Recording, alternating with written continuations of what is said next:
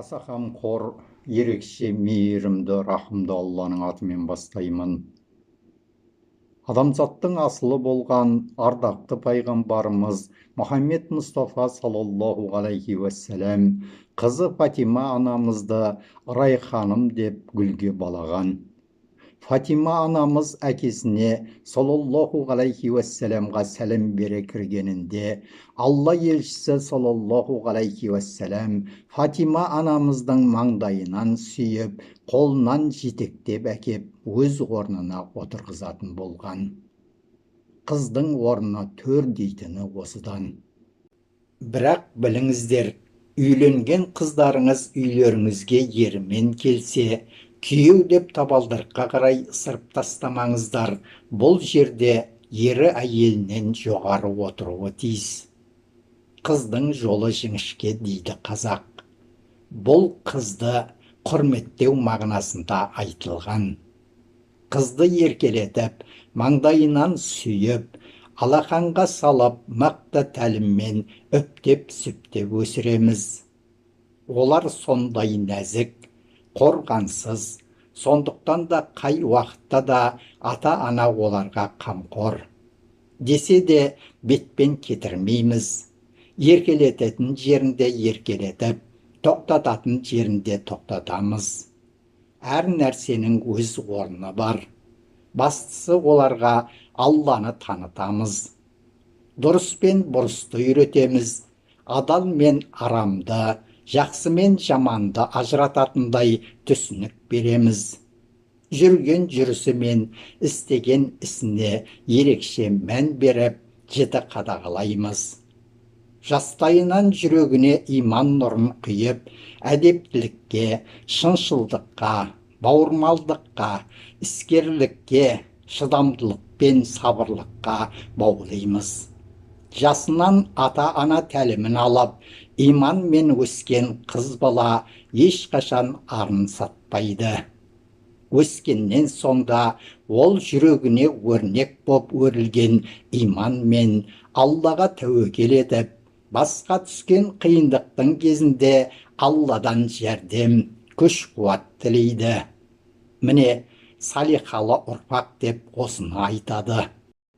Сүйікті пайғамбарымыз саллаллаху алейхи уассалам жар таңдасаң жүрегіндегі иманына қара дейді. Бұл ең басты мәселе. Сонан соң ата тегіне қара дейді. Дәулеті мен сымбатын кейінге қалдырады. Ата-бабамыз құда түсетін қыздың ата тегіне міндетті түрде қарайтын болған. Тектілік дегенде қазақта үлкен рөл атқарған. Имам Бұхари риуаят еткен бір хадисте пайғамбар саллаллаху алейхи уассалам кімнің 3 қызы болып, ол оларға дұрыс тәрбие берсе, маңдай терімен тапқанымен киіндіріп бақса, яғни қыздарды тәрбиелеп өсіргені үшін тозақ отынан қалқан болады деген. Ал қыз тәрбиесіз, тәлімсіз өссе, ерке тотай қолынан ештеңе келмейтін, бірақ тілі зәрлі болып, жан-жағына зәрін шашса, денесін тылтитып-бұлтитып, қырыстырып киім кисе, ерінді шиедей қып бояп, әрі томпитып ісіріп, тырнақты өсіріп естірнақ қылып, бетін әрлеген боп, түрлі жақпаларды жақса, сөйтіп түнгі клубтарда, той думандарда жүрсе, Құдайын танымаса, мен деп менмендікке салынса, ол кімге жар болып, кімге келін болып қарқ қылмақ.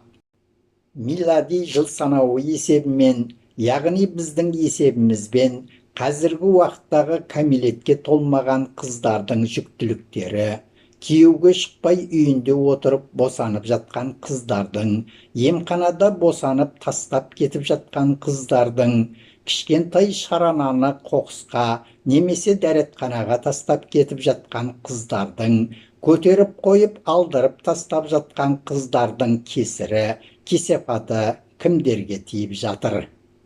Әлбетте, олардың кесір кесапаты бүткіл қоғамға тиіп жатыр. Сонда мұндай жағдай ненің себебінен туындады?